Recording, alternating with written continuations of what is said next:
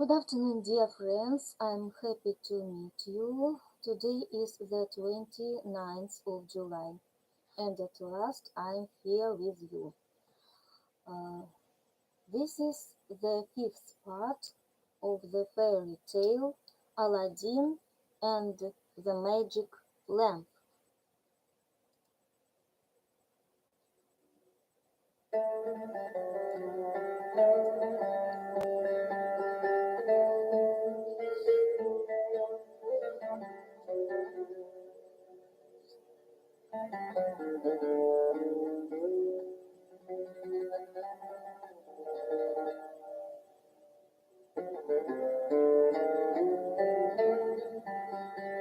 When the next night arrived, however, Scheherazade received the king's permission to continue her tale and said, informed that Aladdin was approaching, the Sultan got up to receive him, and he embraced and kissed him as though he were his own son. After seating him on his right side, he blessed him and prayed for him, as did the viziers, emirs, and grandees of the realm. Soon the king commanded the attendants to serve the morning meal, and all the nobles at the court broke their fast together. After they had eaten and drunk to their satisfaction, and the tables were removed, Aladdin turned to the Sultan and said, "My lord, would your highness deign to honor me at dinner in the house of Lady Badar al-Budur, your beloved daughter, and bring with him all the ministers and grandees of the realm?" The king was delighted by the invitation and replied, "You are most generous, my son." Then the Sultan gave orders to his nobles, and with Aladdin at his side, they all rode over to the pavilion. As the king entered it and gazed at its construction, architecture, and masonry, all jasper and carnelian, he was bedazzled by the grandeur and opulence. Turning to his grand vizier, he asked, "What do you say now?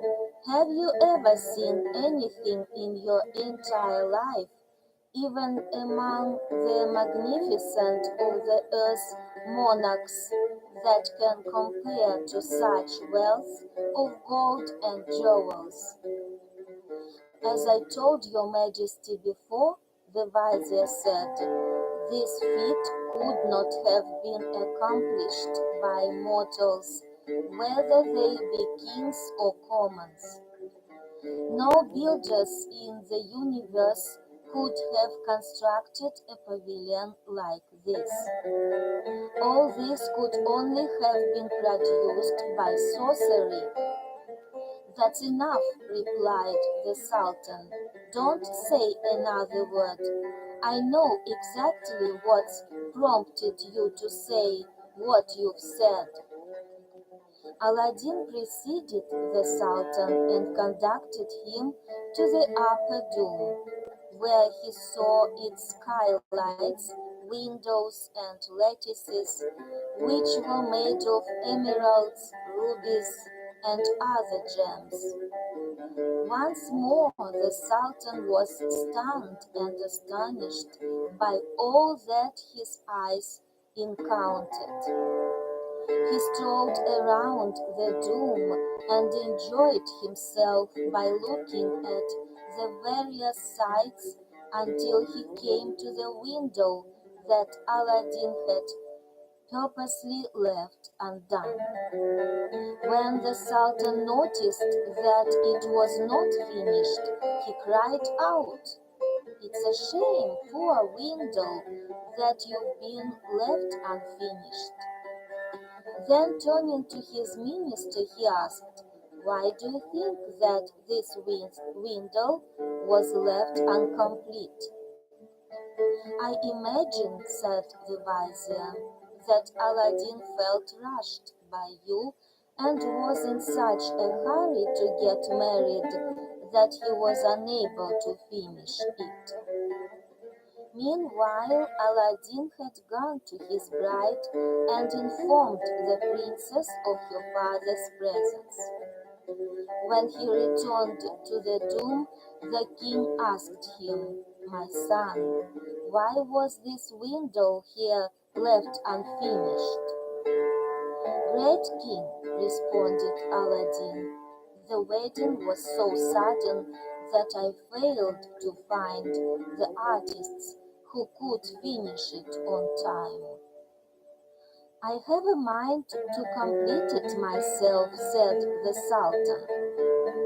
"May Allah grant your majesty perpetual glory," exclaimed Aladdin. "This way your memory will endure forever in your daughter's pavilion." At once the Sultan ordered that jewelers and goldsmiths be summoned, and he commanded that they should be provided with everything they might need, such as gold and gems from his treasury. When the craftsmen were all assembled, he told them how he wanted the work to be completed in the dome window. Meanwhile, the princess came forth to meet her father, who noticed her smiling face as she approached. So he embraced and kissed her, and then led her down into the pavilion.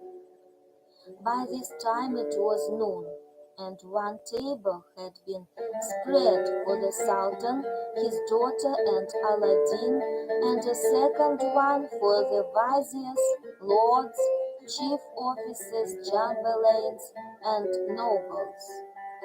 The king took his seat between the princess and her husband, and when he reached out his hand and tasted the food, he was struck with surprise by the savory flavor of the dishes and the sumptuous cooking. Moreover, there were 80 damsels who stood before him, and they were all so beautiful and radiant that each and every one of them could have said to the moon, "Move on so that I may take your place." They all held musical instruments, which they played with great expertise, and they sang melodic songs that touched the heart of everyone who listened. The Sultan had a wonderful time, and at one point he exclaimed, "Truly, all this is beyond the compass of either king or emperor." Everyone partook in the delicious meal, and the wine flowed until they had drunk enough. Then the sweetmeats and other desserts were served in another room, and they all moved there and enjoyed their fill. Soon the Sultan arose so that he could inspect the work of his jewels and goldsmiths. However, he noticed a great difference, for his men were incapable of making anything like the windows in Aladdin's pavilion. They informed him how all the gems stored in his minor treasury had been brought to them, and they had used them to the best of their ability. However, since they were insufficient, the Sultan now ordered that the gems from his major treasury be delivered to them, but they only sufficed to finish half the window. Therefore the king ordered that all the precious stones owned by the viziers and grandees of the realm be brought to them. Yet even here they fell far short of the supply the craftsmen needed. The next morning Aladdin arose to look at their work and noticed that they had not finished even a half of what they needed to do to complete the window.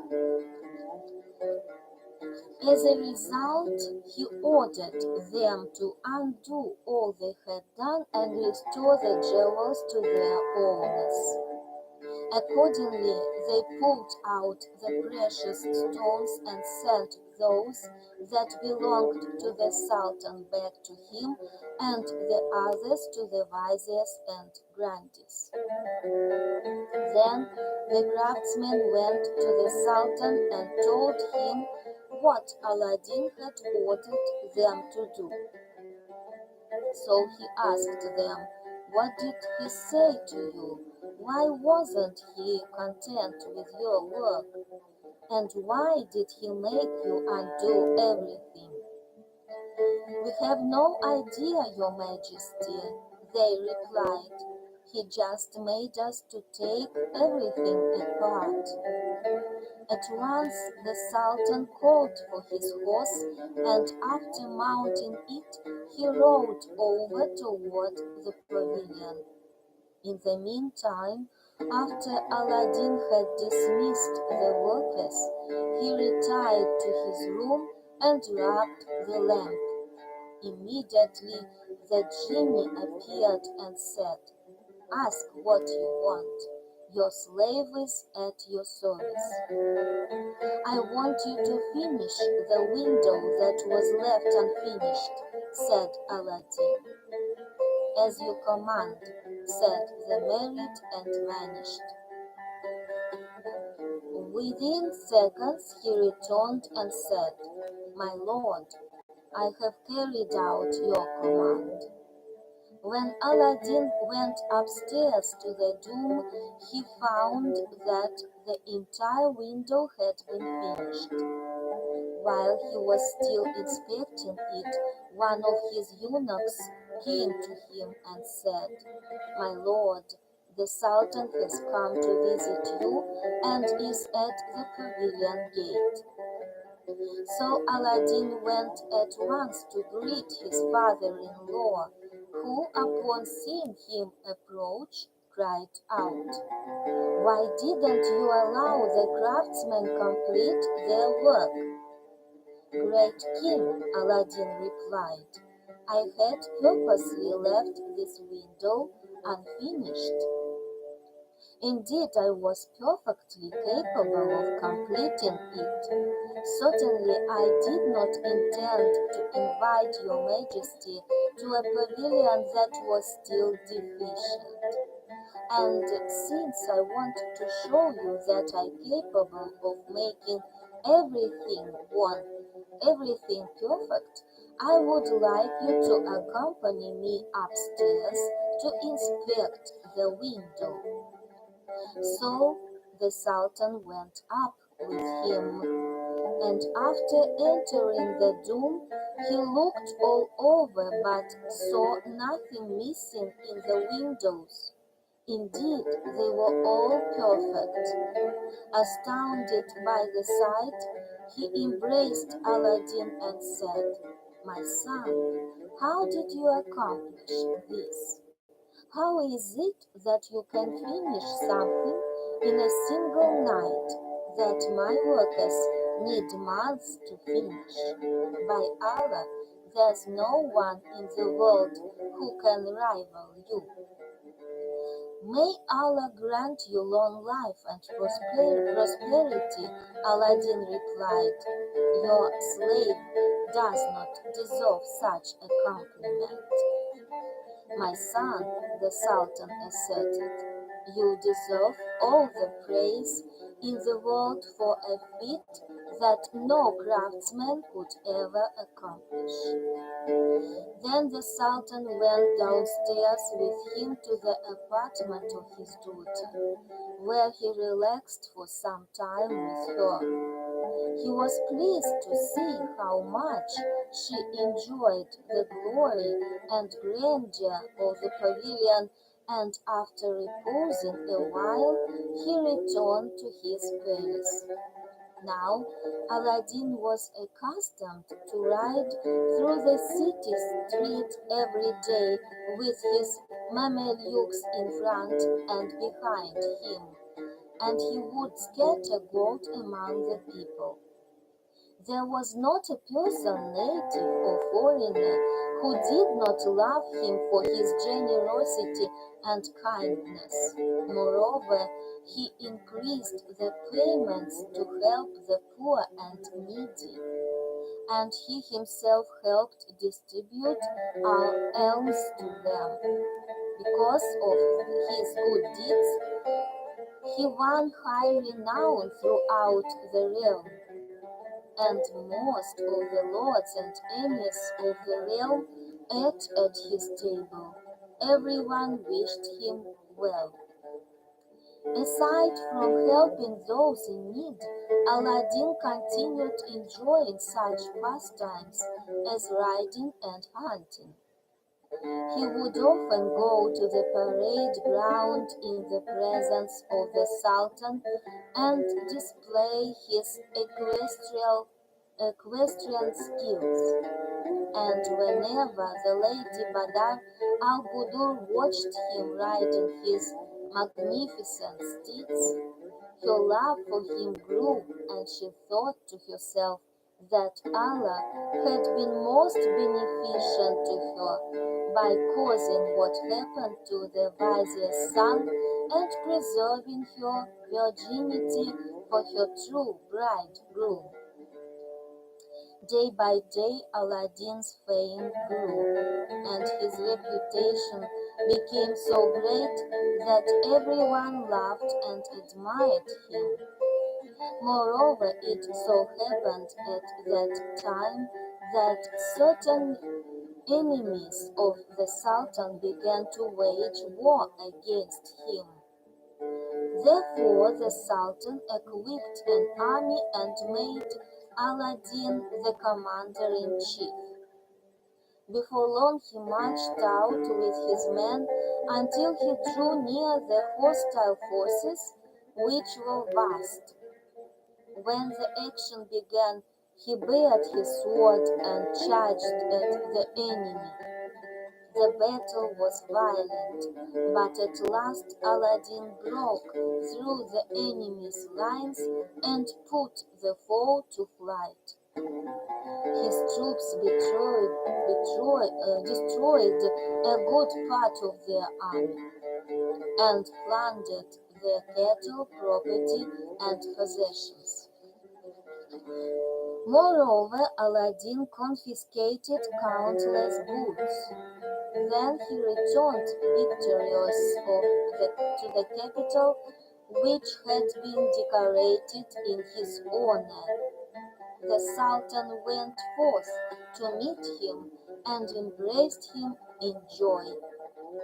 Following this, there were great festivities held throughout the kingdom, and the king and his son-in-law retired to the pavilion, where they were met by the Princess Badar al-Budur, who rejoiced when she saw her husband again.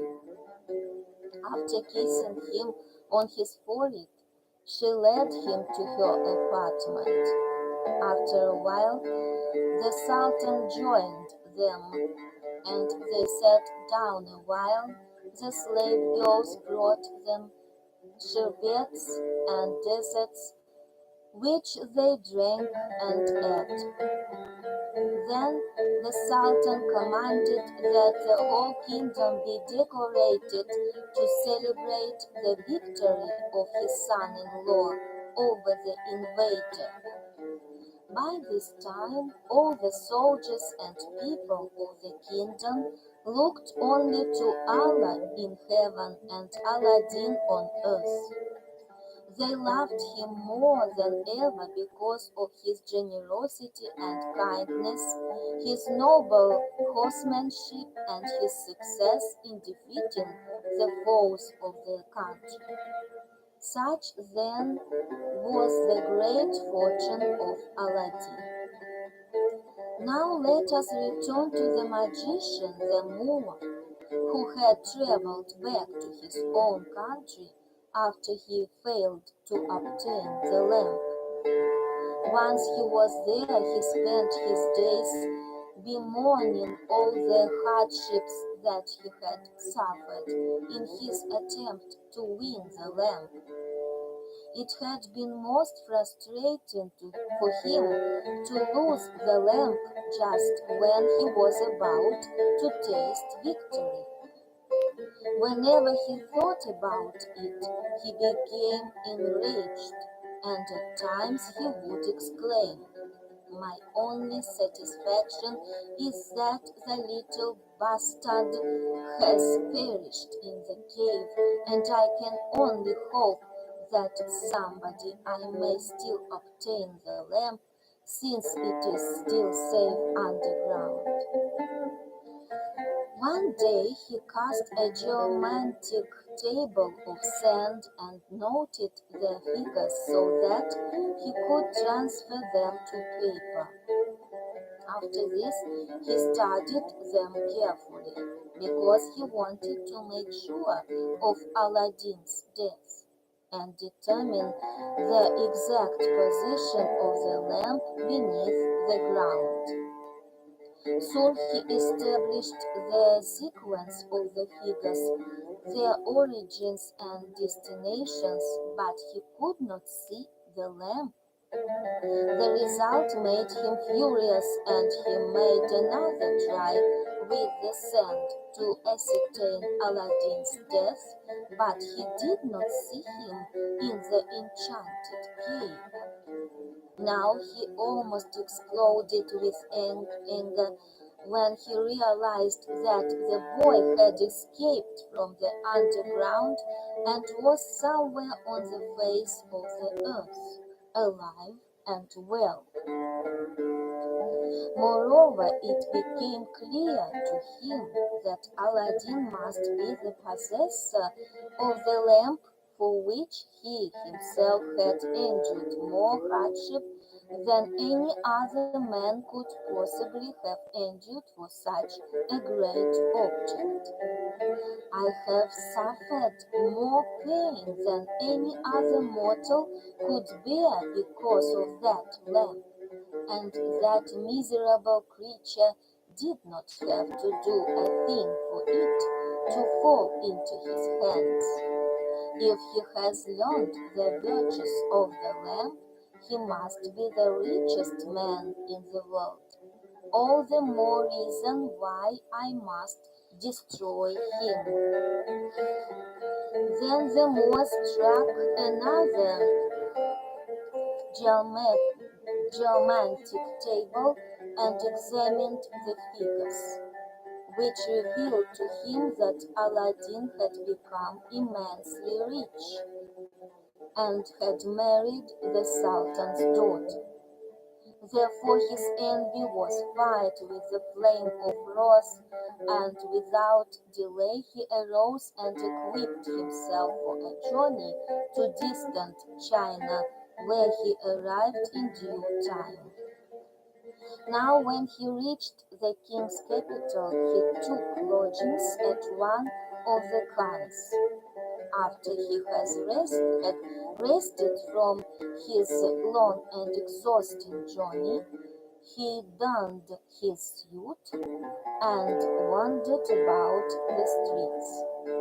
Wherever he went, he continually heard people praising the pavilion and its grandeur, and vaunting the handsome features of Aladdin, his kindness, generosity, fine manners, and good morals.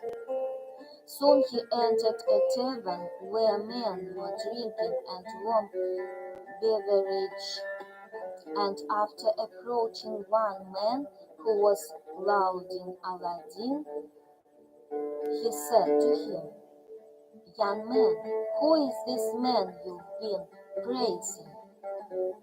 Apparently you are a stranger," the man said, "and you've come from far away. But even if this is true, how is it that you've never heard of the Emir Aladdin, whose renown I would imagine has spread all over the universe, and whose pavilion is known to people far and wide as one of the wonders of the world? How come you've never heard of the name of Aladdin and his fame? May Allah increase his glory. It would be my greatest wish to see his pavilion," the Moor said. "In fact, I would be very much obliged if you could show it to me, since I am a foreigner." "As you wish," the man said, and after bringing him to the pavilion, he departed. When the Moor saw it, he realized at once that it was the work of the lamp. So he cried, "Ah, ah, I'm going to dig the grave of this son of a tailor, who was such a rotten egg that he couldn't even earn his own living. If the fates are with me, I'll destroy his life and send his mother back to her spinning wheel." After exclaiming this, he returned to the Khan in a downcast and furious mood. Once he was alone in his room, he took out his astrological equipment and geomantic table to discover where the lamp was being kept, and he learned that it was in the pavilion and that Aladdin was not carrying it with him. This disclosure made him feel happy, and he exclaimed, "Now it will be an easy task to take the life of this miserable wretch and obtain the lamp." Then he went to a coppersmith and said to him, "Make me a set of lamps, and if you do a fast job, I'll pay you more than they are worth." "Your wish is my command," said the coppersmith, and he began to work on the lamps immediately. When they were finished, the Moor gave him what he demanded. Then he took them to the Khan and put them in a basket. Soon thereafter he began wandering through the streets and markets of the city, crying aloud, Who will exchange old lamps for new lamps?" When the people heard him cry out like this, they derided him and said, "He is surely mad.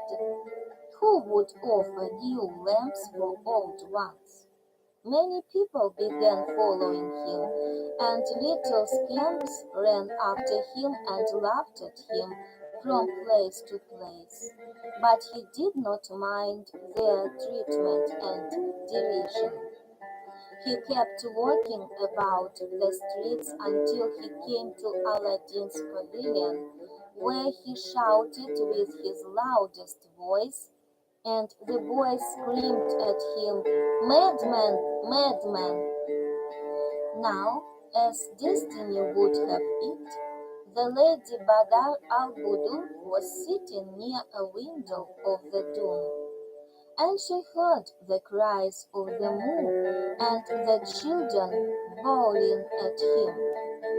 Since she did not understand what was going on, she gave orders to one of her slave girls to find out who was crying and why. The girl went outside and came upon a man crying, Who will exchange old lamps for new?" lamps. And there were boys chasing after him and laughing at him. When she returned and told the princess what was going on, Lady Badr al-Budur laughed loudly. Now Aladdin had carelessly left the lamp in his apartment without hiding it and locking it up in his strong box. And one of the slave girls who had seen it said, "I think I noticed an old lamp in the apartment of my Lord Aladdin. So why don't we take it down to the old man and see if he is telling the truth and will exchange with us?" "Bring me the old lamp which you've seen in my lord's apartment," the princess said. Lady Badr al-Budur knew nothing about the lamp and its secret powers that had enabled Aladdin to marry her and achieve such grandeur. She was merely being used by the old man at the street and wanted to find out whether he would really exchange a new lamp for an old one.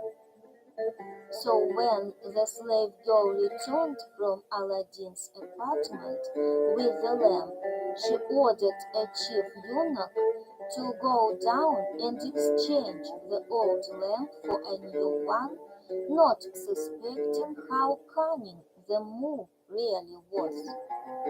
The eunuch did as he was commanded, and after taking a new lamp from the Moor, he returned and placed it before the lady, who broke into laughter about the mental state of the man when she saw that the lamp was brand new. However, as soon as the Moor held the lamp in his hands, he knew it was the magic one from the enchanted cave, and he immediately stuck it into his breast pocket, leaving all the other lamps to the crowd of people that had gathered around him. Then he ran through the streets until he was clear of the city and could slow down. Once he reached the open plains, he felt more relaxed and waited for nightfall. There, in the desert, he took out the lamp and rubbed it. Immediately the genie appeared and said, "I am at your service. Ask whatever you want." "I want you to lift up Aladdin's pavilion from its present place with all the people and contents in it, and then transport it along with me to my own country in Africa," said the moon. "You know my home city, and I want the building placed in the gardens that are right near it." "As you command," the maid replied. "Close your eyes and open your eyes, and you will find yourself together with the pavilion in your own country." The Moor did this, and in the twinkle of an eye, the magician and the pavilion with everything in it were transported to Africa. Such then was the work of the Moor.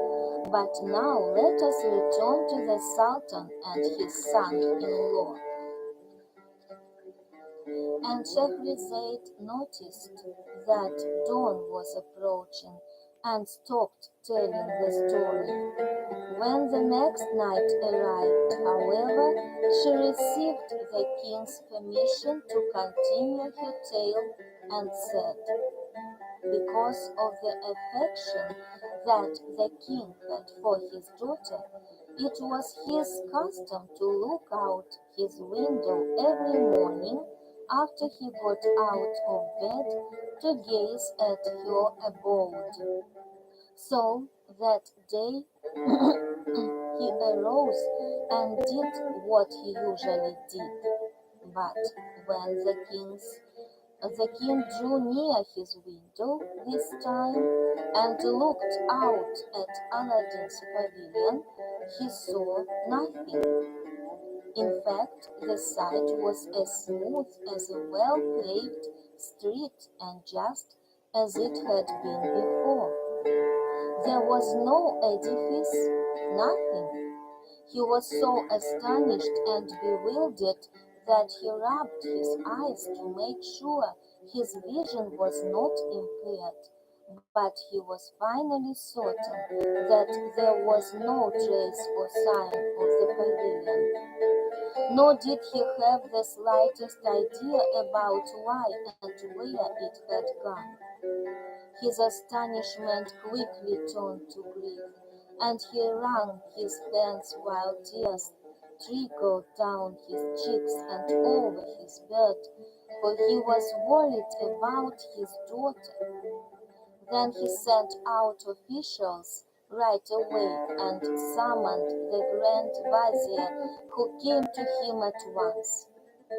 When he saw the Sultan in such a miserable state, he said, "Pardon, your Majesty, may Allah keep you from evil. Why are you so downcast?" "Don't you know why?" asked the Sultan.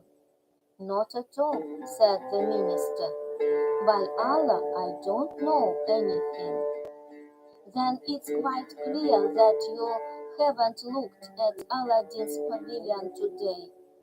"True, my lord, it must still be shut." "Since you have no inkling of what has happened," said the king, "I want you to go over to the window and look over at Aladdin's pavilion and tell me whether it is still shut." The vizier did what the Sultan commanded, but he could not see anything. There was no pavilion nor anything else.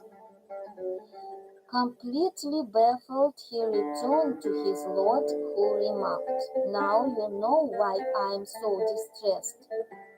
"Great king," the vizier said, "I told you before that the pavilion and all those other feats were brought about through magic."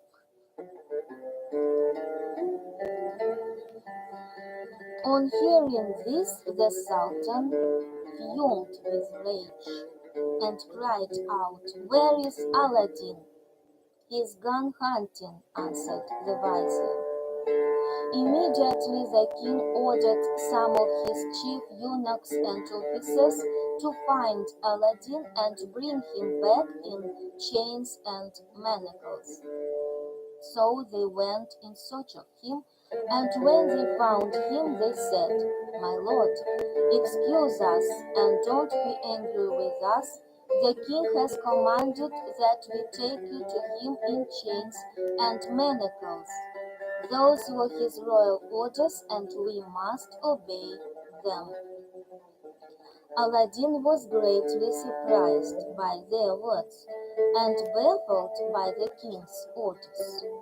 At first he did not know what to say, but once he recovered from the shock, he said to the officers, "Do you know why the king is doing this? I know that I am innocent and that I've never sinned against the king or his kingdom." "My lord," they answered, "we have no idea whatsoever why the king has issued his orders." So Aladdin dismounted from his horse and said to them, "Do whatever the king ordered you to do, for you are obliged to carry out his commands." After the officers had bound Aladdin with chains and manacled him, they brought him back to the city. But when the people saw him in bonds, they realized that the king indeed took cut off his head. And since they laughed and admired him so much, they took out their weapons, swarmed out of their houses, and followed the soldiers to see what they could do.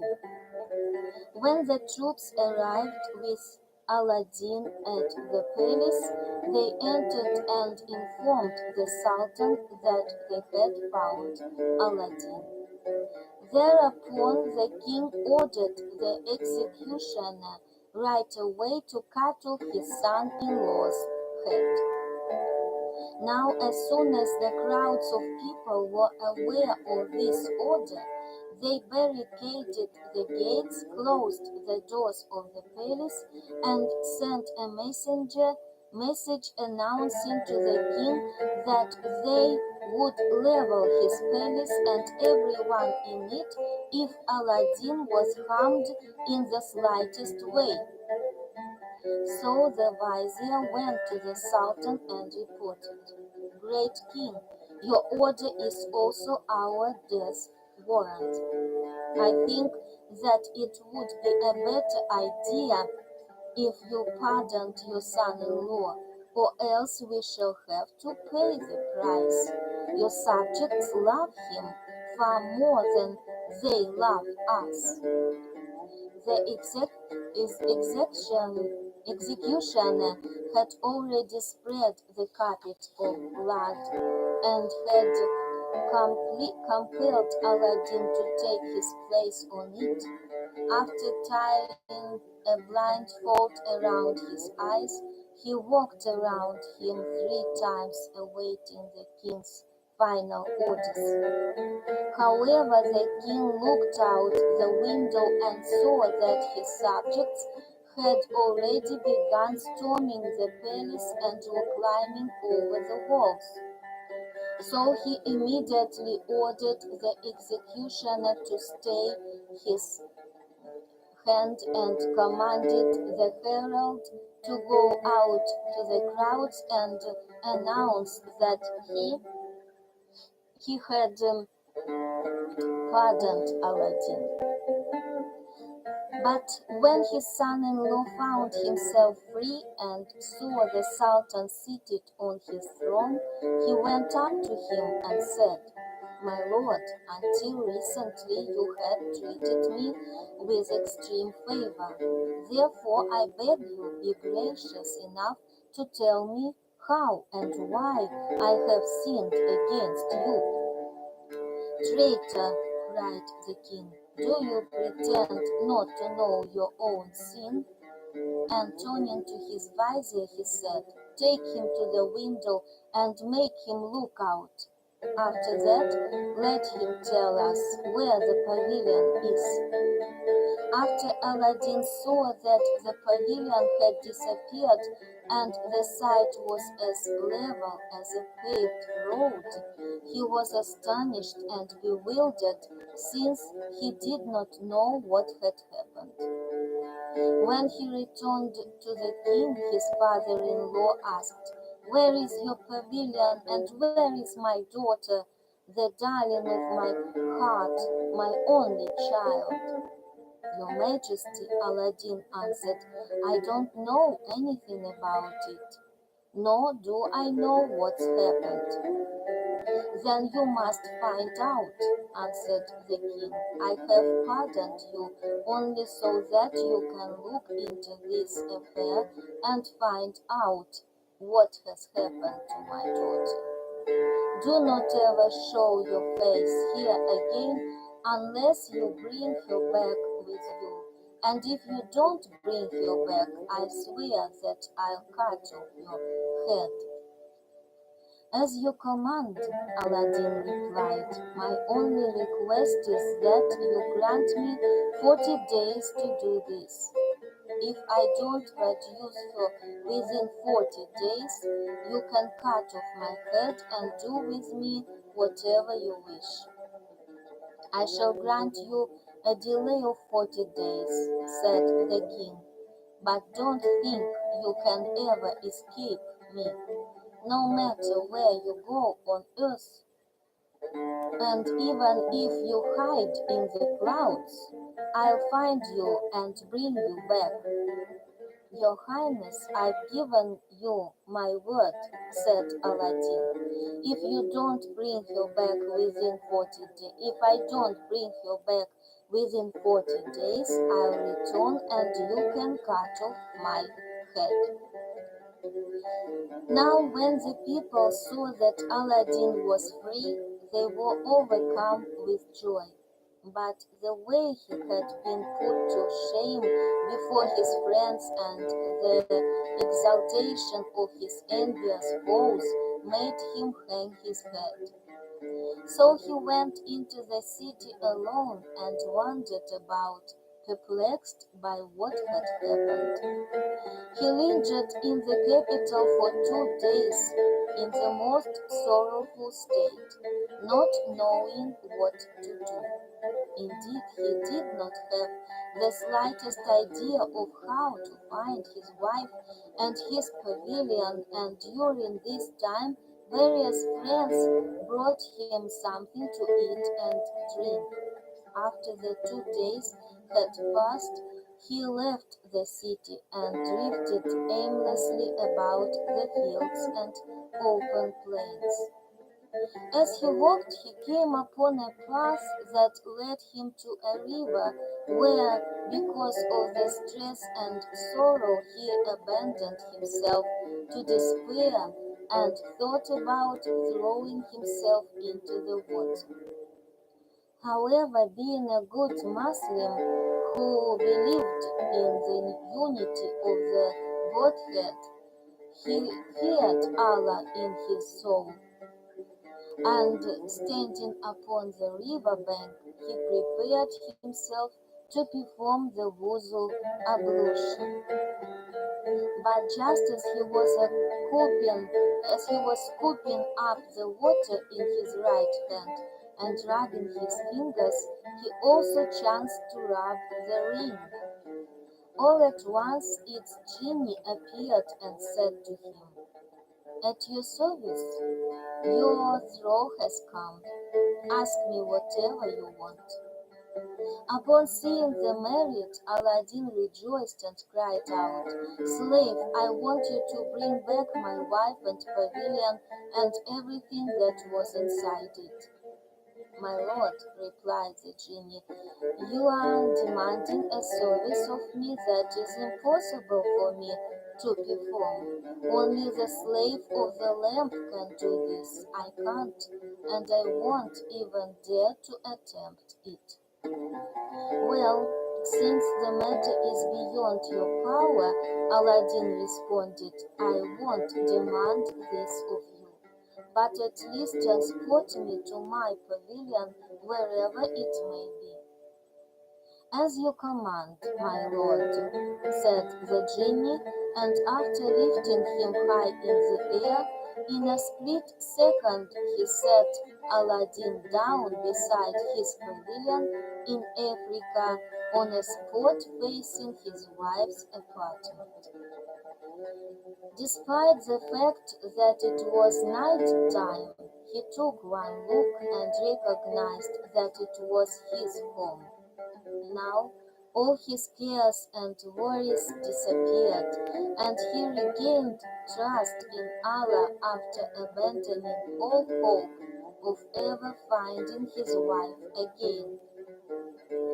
Then he began to ponder the secret and mysterious ways of the Lord, all glory of his omnipotence, and how Allah had deigned to bless him, and how the ring had come to his rescue just as he had thought he had been overcome by despair.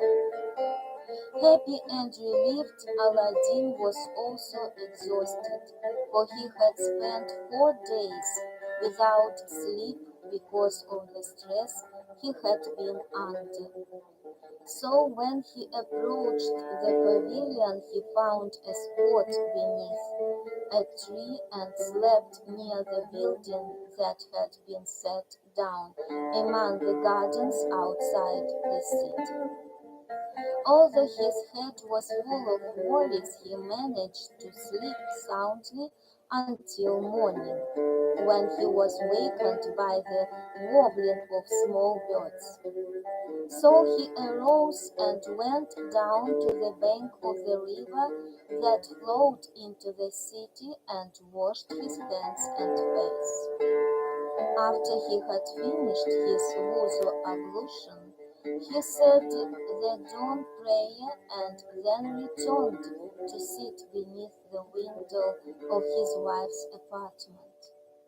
Now the Lady Badar al-Budur had become extremely sad at being separated from her husband and father, and she suffered greatly from the misfortune that she had experienced at the hands of the accursed Moor.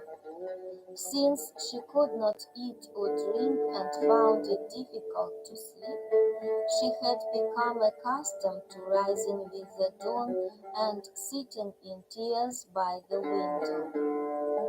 Her favorite slave girl would enter her chamber at the hour of morning prayer in order to dress her, and this time, as destiny would have it, when she threw open the window to let her lady comfort herself by looking at the trees and hills, she caught sight of her master sitting below and quickly informed the princess. my lady, she cried out, my lord Aladdin is sitting at the foot of the wall. So the princess arose hurriedly and went to the window where she saw Aladdin, who caught sight of her just as he was raising his head. Immediately they greeted each other and their hearts soared with joy. Come up to me through the secret door, she called out to him. The accursed magician is not here now. And she gave orders to the slave girl, who went downstairs and opened the door for him. Once Aladdin entered, he was met by his wife, and they embraced and kept kissing each other with delight until they wept for joy. After this, they sat down, and Aladdin said, my lady, before anything else, I must ask you a question. I used to keep an old copper lamp in my apartment. Could you tell me what happened to it? When the princess heard these words, she sighed and cried, oh my darling, it was that very lamp which caused this catastrophe. How did it happen? Aladdin asked. And she answered by recounting everything that had occurred from first to last, especially how they had exchanged the old lamp for a new one. Then she added, the next day at dawn we suddenly found ourselves in this land, and the man who deceived us and took the lamp informed me that he had accomplished everything through this magic lamp. He is a Moor from Africa, and we are now in his native country. What does this wretched criminal intend to do with you? Asked Aladdin. What has he said to you? What does he want from you? Every day he comes to visit me just once, she said. He has been wooing me and wants me to forget you. In fact, he insists on replacing you and wants me to marry him. He told me that my father had cut off your head and that it was he who made you so rich, for at one time you were just the son of poor parents. Most of the times he has tried to use sweet talk with me, but he has only received tears and moans in reply. Not one kind word had passed through my lips. Tell me if you know where he keeps the lamp, Aladdin asked.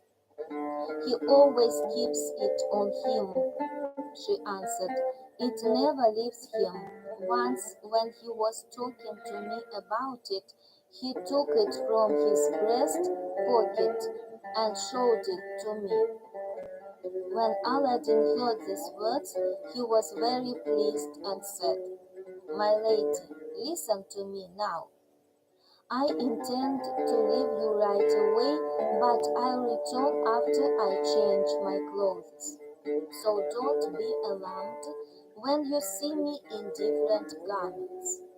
I want you to order one of your slave girls to stand by the secret door, and when she catches sight of me, she's to open it at once. Now I'm off to devise a plan to slay this damned madman." Upon saying this, he arose and went through the secret door. Then he walked for a while until he met a peasant, to whom he said, "Friend, I would like to exchange clothes with you." But the peasant refused, and Aladdin had to use force to strip him of his clothes. But he left the man with his own rich garments to wear. Then he followed the highway leading to the nearby city, and after entering it, he went to a bazaar where incense and drugs were sold. There he bought a rare and potent drug called bhang, and he returned by the same road in disguise until he reached the pavilion.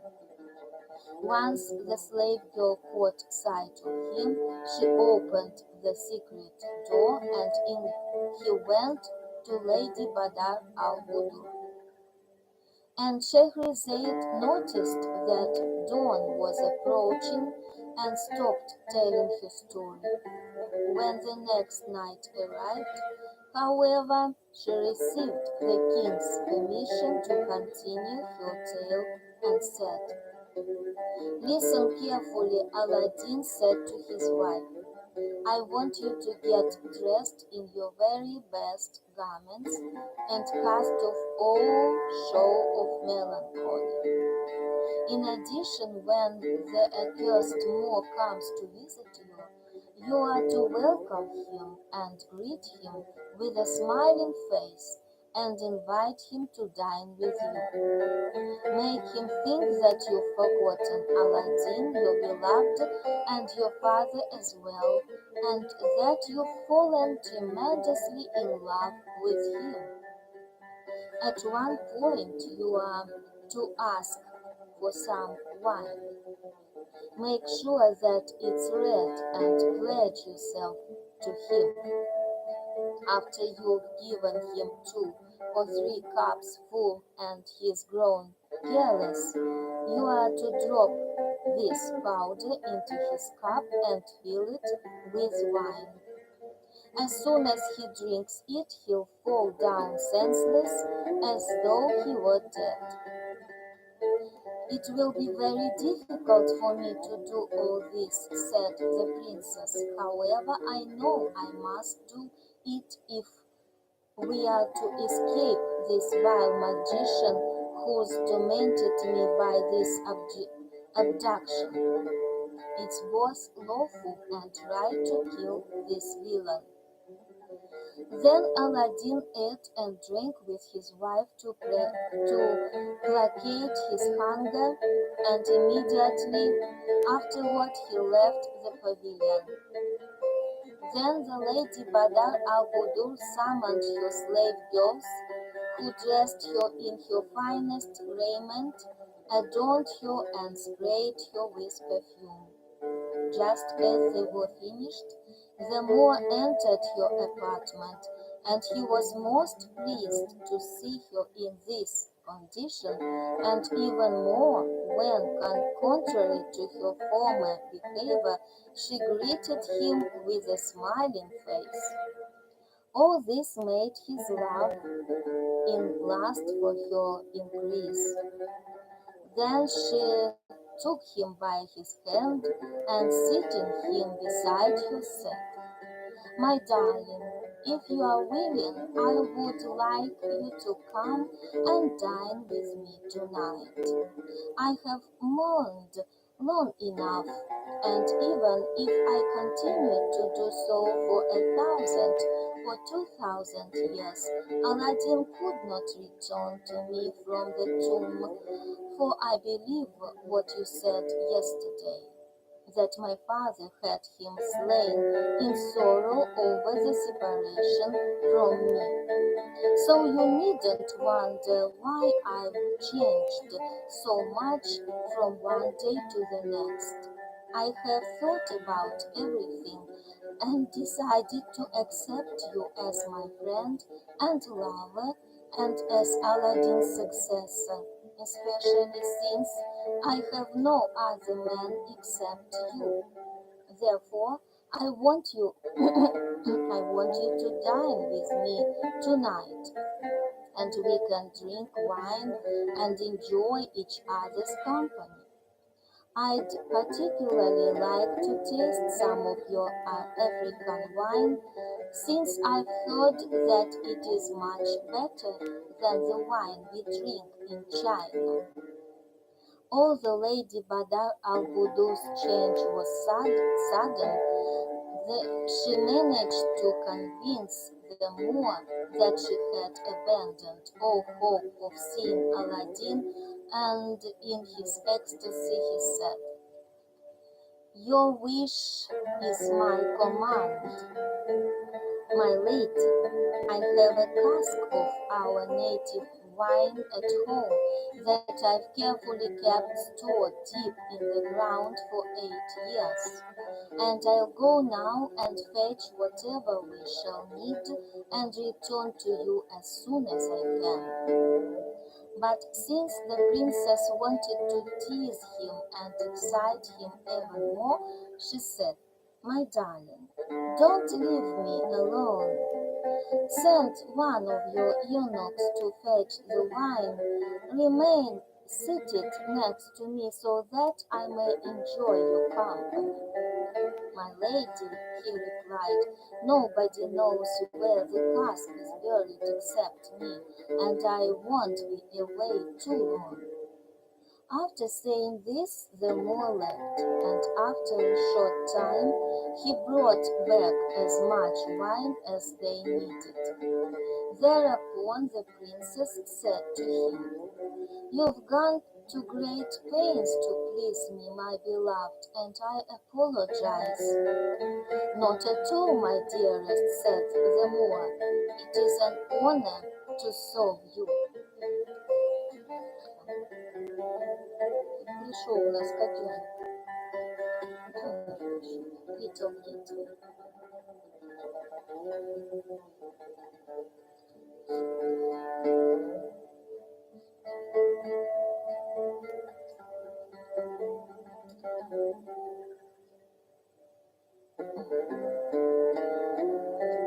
The Lady Badr al-Budur sat down at the table with him, and they began eating. Soon the princess requested the wine, and a slave girl filled her cup, and then the Moor's. So she drank to his long life and his secret wishes, and he also drank for her to her life. Since the princess had a great gift in making eloquent speeches, she began to make all sorts of toasts to him and beguiled him by addressing him in the sweetest terms, full of hidden meaning. Unable to see through her deception, the Moor thought that her actions resulted from her true inclination for him, and did not suspect that she was setting a trap. So his longing for her increased, and out of love for her, his head began to swim, and the world seemed as if it were nothing in his eyes. When they came to the end of the dinner, and the wine had gotten the better of him, the princess realized that she had him at her mercy and said, "There is a custom in our country, but I don't know whether you do the same thing in yours." "What is it?" asked the Moor. So she said to him, "At the end of dinner, each lover takes the cup of the other beloved and drinks it." Thereupon she took his cup and filled it with fine wine for herself. Then she poured the wine into hers, mixed with the drug, and asked a slave girl to give it to him. Now she had it the princess' plan.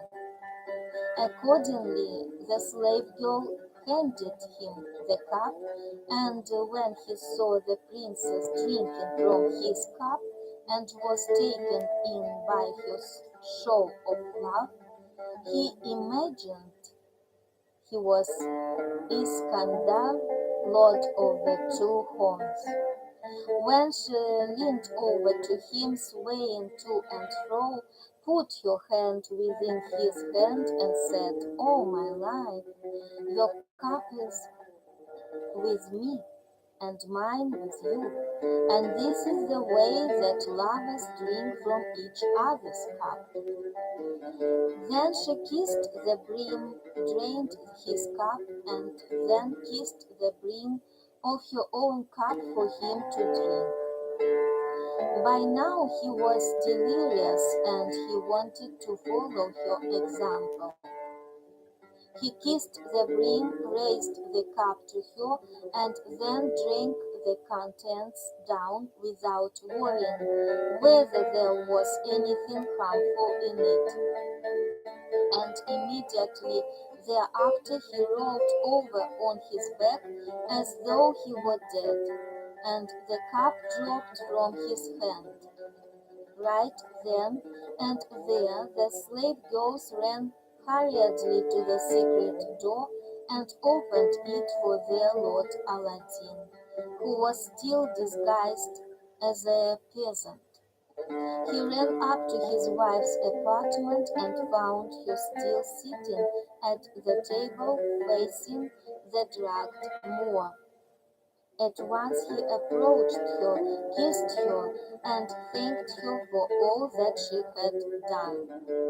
Overjoyed by what had taken place, he said, "Please withdraw with your slave girls to the inner chamber, and leave me alone for a while so that I may think about what I have to do." The princess went away at once with her slave girls, and Aladdin locked the door behind them. Then he walked up to the Moor, stuck his hand into the magician's breast pocket, and drew out the lamp. After doing this, he unsheathed his sword and slew the villain. Then he rubbed the lamp, and immediately the genie appeared and said, "At your service, my lord. What is it you want?" "I want you to take my pavilion and transport it to China," replied Aladdin. "You are to set it down on the spot where it was standing before." "As you command, my lord," said the married. Then Aladdin went to his wife, and throwing his arms around her, he kissed her, and she kissed him, and they sat in conversation while the genie transported the pavilion and all its contents to the designated place. Soon Aladdin ordered the slave girls to set the table, and he and the lady Badar al-Budur began eating and drinking with great joy until they had contented themselves. Thereafter they withdrew to the drinking room, where they caroused and kissed each other.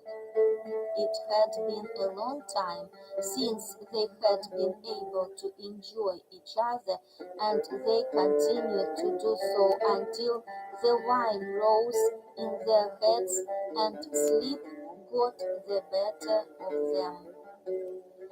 Early the next morning, Aladdin awoke and woke his wife. Then the slave girls entered and helped her get dressed, while Aladdin donned his finest raiment. The two were ecstatic about their reunion, and the princess was especially joyous and glad that day because she expected to see her beloved father. So much for Aladdin and his wife, the Lady Badar al-Budur. Now let us return to the Sultan. After he had driven away his son-in-law, he kept mourning the loss of his daughter, and every hour of every day he would sit and weep for her as women weep because she was his one and only child. And as soon as he shook off sleep morning after morning, he would rush to the window, throw it open, and peer in the direction of Aladdin's pavilion. Then tears would stream from his eyes until his lids were red and sore. Now on that particular day he arose at dawn, and according to his custom, he looked out and suddenly saw a building. So he rubbed his eyes and kept looking at it curiously until he was certain that it was his son-in-law's pavilion. So he called for a horse right away, and as soon as the steed was saddled, he mounted and headed for the pavilion. When Aladdin saw his father-in-law approaching, he went down and met him halfway. Then, taking him by the hand, he helped the Sultan upstairs to his daughter's apartment. Anxious to see her father, the princess had descended and greeted him at the door of the staircase facing the ground floor hall. Thereupon the king hugged her in his arms and kissed her, shedding tears of joy, and she did likewise, until Aladdin finally led them to the upper salon, where they took seats, and the Sultan began asking her all about what had happened. My father, she began, I only regained my life yesterday when I saw my husband, and it was he who set me free from a vile magician. I don't believe that there is a more treacherous man on earth than this Moor. If it had not been for my beloved, I would never have escaped him, nor would you ever have seen me again. I had been deeply grieved because I had lost you and also my husband, to whom I shall be grateful for the rest of my life for freeing me from that wicked sorcerer. Then the princess related everything that had happened to her, how the Moor had tricked her in the disguise of a lamp seller, how she had given him the magic lamp, and how she had laughed at the Moor when she exchanged the old lamp for the new one, how she had been transported in the pavilion of Africa, and how Aladdin had freed them with the help of the potent drug.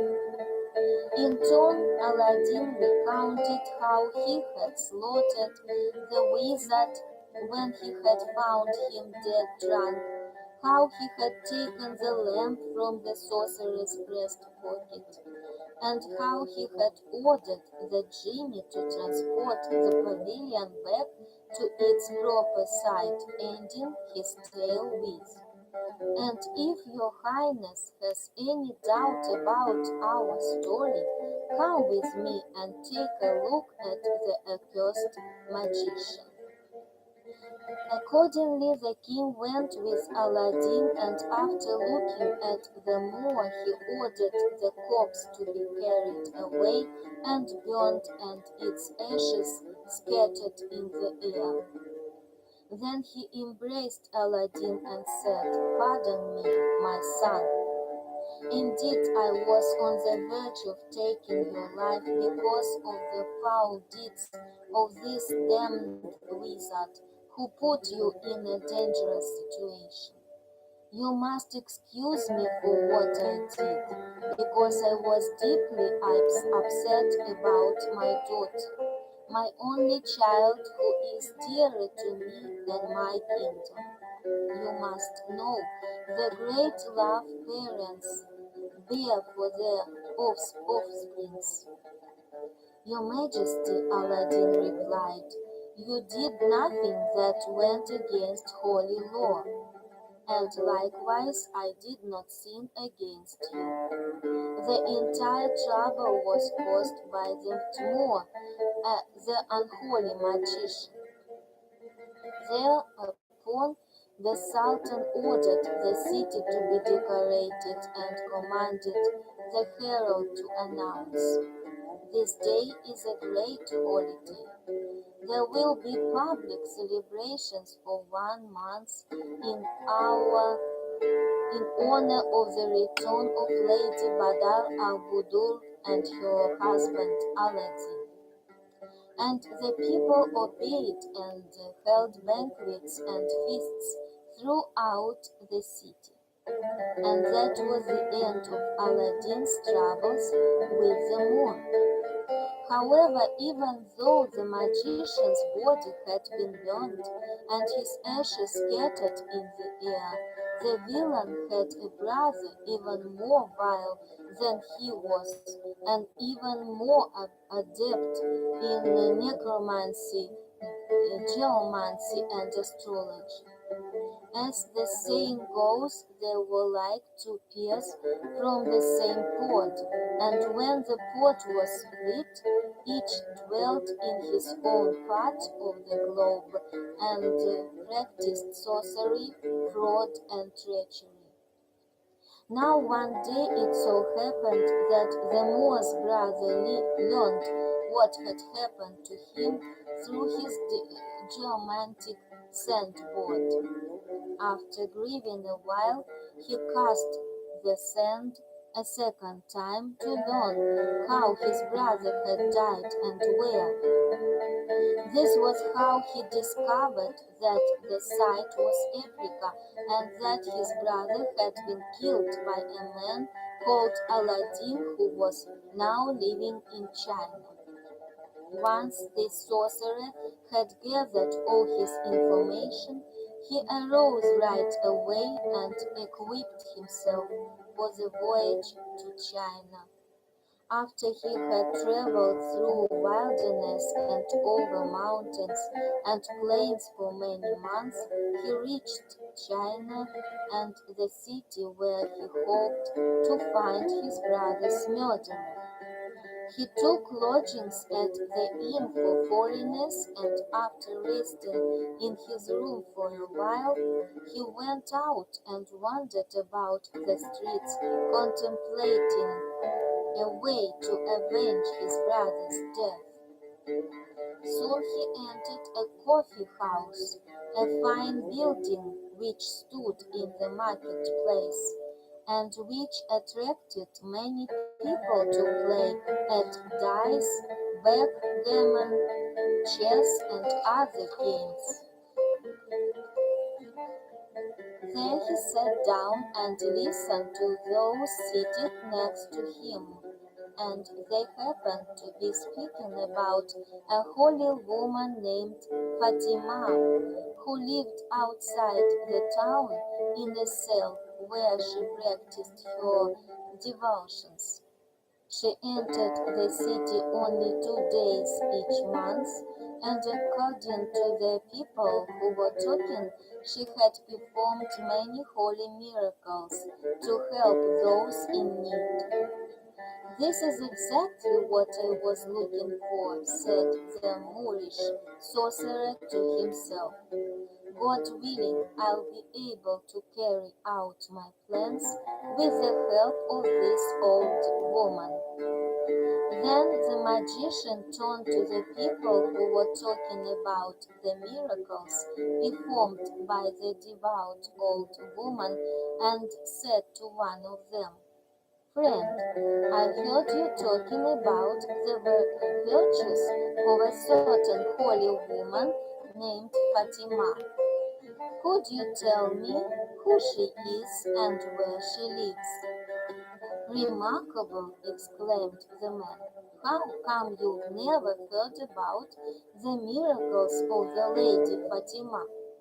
Evidently you must be a stranger if you know nothing about her devout fasts, her asceticism, and her beautiful piety." "It's true, my lord," replied the Moor. "Yes, I am a stranger, and I arrived in your city only last night. And now I hope that you will tell me about the holy miracles of this virtuous woman and where she lives. For I've suffered a terrible calamity, and I'd like to visit her and request that she pray for me so that Allah may deliver me from evil through her blessings." In response, the man recounted the marvels of the holy Fatima, her piety and devout life. Then, taking him by the hand, he led him outside the city and showed him the way to her abode, a cave on the top of a hill. The magician thanked him for showing him the place and returned to his khan. Now, as fate would have it, Fatima came down to the city the very next day, and the Moor happened to leave his khan early the morning and encounter crowds of people. Since he was curious about what was going on, he went and saw the holy woman standing in the middle of a throng of people, and anyone who suffered from pain or sickness went up to her and solicited a blessing and prayer. Indeed, each and every one she touched was instantly cured from his illness. The sorcerer followed her about the city until she returned to her dwelling.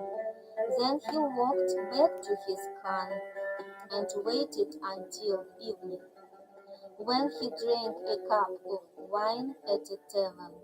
After this he left the city and went straight to the holy woman's cave. After entering it, he saw her lying prostrate with her back on a strip of matting. So he moved forward, sat down on her stomach, drew his dagger, and began shouting at her. When she opened her eyes, she was terrified to find a Moor sitting on her belly with a dagger in his hand about to kill her. However, he said to her, "Don't utter a word. If you do, I'd slay you right this second. Now get up and do everything I tell you to do." Then he swore to her that if she obeyed his orders, no matter what they were, he would not kill her. After saying this, he got off her stomach and stood up, and Fatima did likewise. "Give me your dress," he said, "and take my garments." So she gave him headdress, veil, and mantilla. Then he said, "You must also use some ointment on me so that my face becomes the same color as yours." Accordingly, she went to the back of the cave and brought out a jar of ointment, spread some of it on her palm, and smeared his face until it looked like hers. Then she hung her rosary around his neck, gave him her staff, and showed him how to walk and how to do when he entered the city. Finally, she handed him a mirror and said, "Now you look just like me."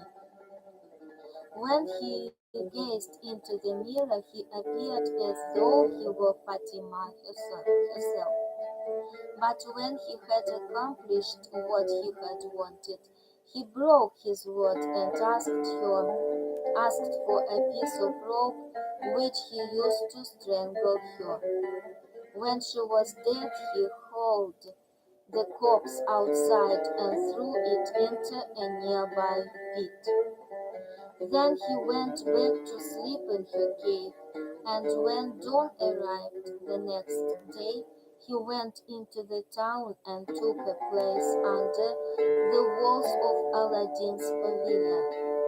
Gradually the people began flocking to him, certain that he was the holy Fatima, and he did what she usually did. He placed his hands on those in pain and recited verses from the Koran. Soon the clamoring of the crowd was heard by the Lady Badar al-Hudur, who said to her slave girls, "Find out what's causing all that noise." So the chief eunuch went out to see what the matter was, and soon returned to his mistress and said, "My lady, the commotion is being caused by Lady Fatima, and if you wish I'll bring her to you so that you may obtain a blessing from her." "Go and fetch her," said the princess. "I've heard about her miracles and virtues for some time now, and I'd very much like to meet her and get a blessing from her." The eunuch went out and brought in the Moor disguised in Fatima's clothing. When the magician stood before the Lady Badar al-Budur, he began to bless her right away with a string of prayers. Everyone was completely convinced that it was the holy woman herself. So the princess arose and saluted him, and had him take a seat by her side. "My Lady Fatima," she said, "it would be an honor if you would always stay here so that I could receive your blessings and learn how to follow your pious and good example."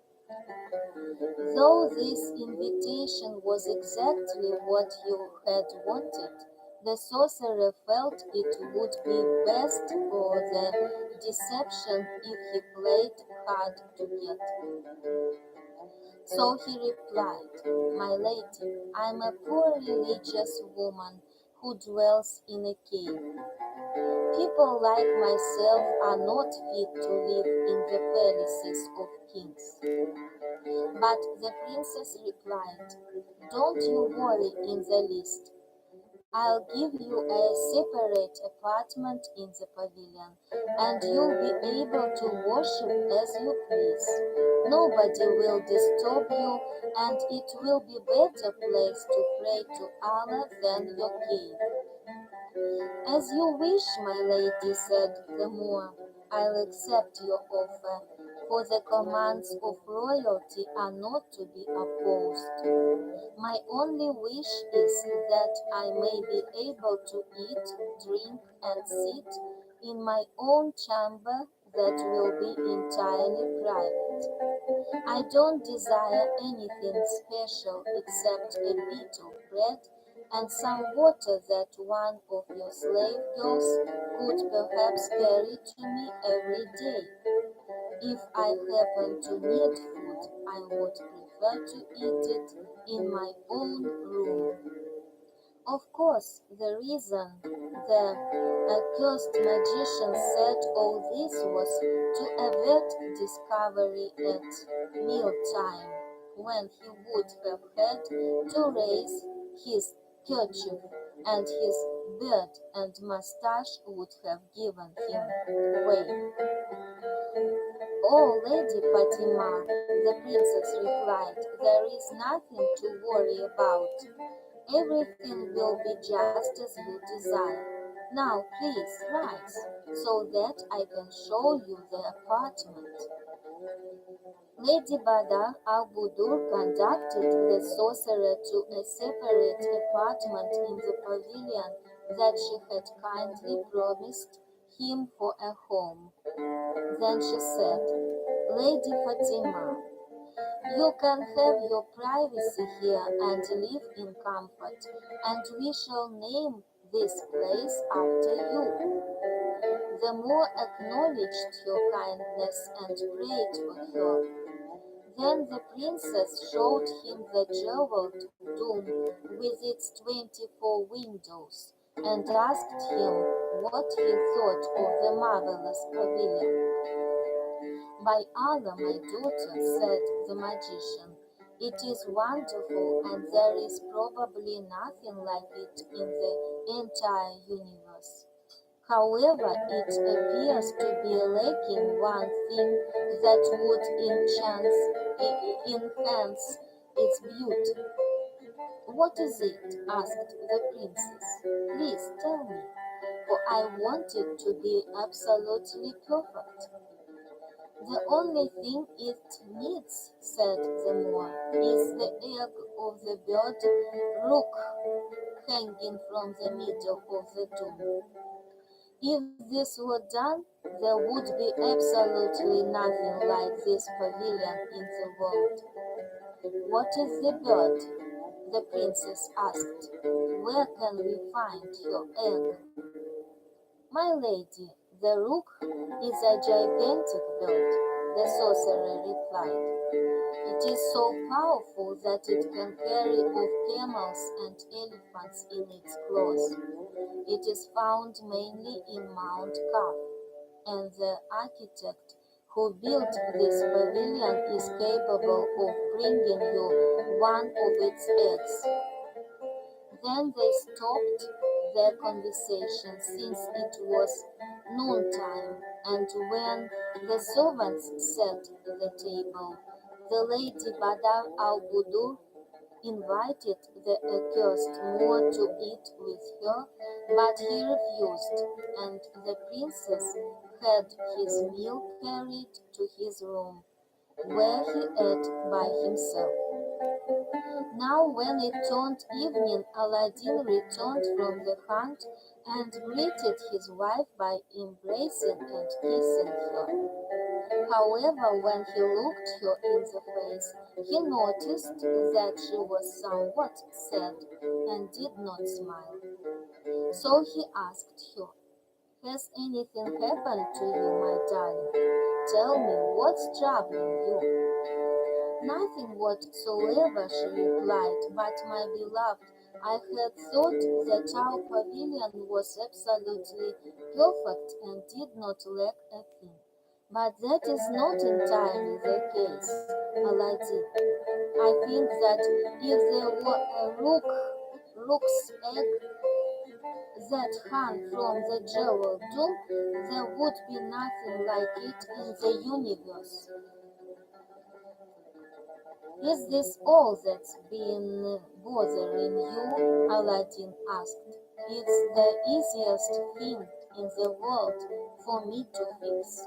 So cheer up. All you have to do is to tell me when you want something, and I'll fetch it instantly, even if it's hidden in the bowels of the earth." And Scheherazade noticed that dawn was approaching and stopped telling her story. When the next night arrived, however, she received the king's permission to continue her tale and said, after making sure that his wife had regained her good spirits, Aladdin withdrew to his chamber, where he took the lamp and rubbed it. Immediately the genie appeared and said, ask whatever you want. I want you to fetch me the egg of the bird rook. Aladdin replied,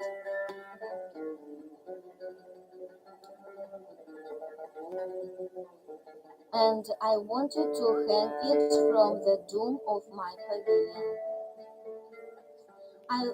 But when the married heard these words, his face became fierce, and he shouted with a mighty and frightful voice, you ungrateful soul, isn't it enough that I and all the slaves of the lamp are always at your service, yet now you also demand that I bring you our mistress just for your pleasure and hang her up in the dome of the pavilion for the enjoyment of you and your wife.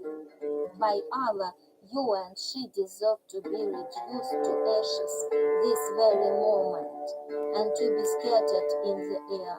But since you two are not aware of the crime you have committed and its consequences, I'll pardon you.